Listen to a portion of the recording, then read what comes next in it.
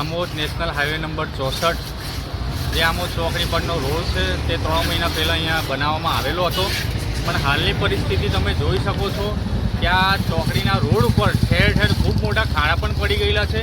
કારણ કે 3 મહિના પહેલાં રોડ બન્યો તે છતાં પણ ભ્રષ્ટ અધિકારીઓના પાપે આજે ઠેર ઠેર રોડને નુકસાન થયેલું છે। અહીંના સ્થાનિક પત્રકારો હોય, સ્થાનિક આગેવાનો પણ અનેક રજૂઆત કરી હતી જ્યારે રોડ બનતો હતો ત્યારે, તે છતાં પણ આ તંત્ર દ્વારા કોઈ પણ ધ્યાન આપવામાં આવ્યું નથી। તેમજ અહીંના સ્થાનિક ધારાસભ્યએ પણ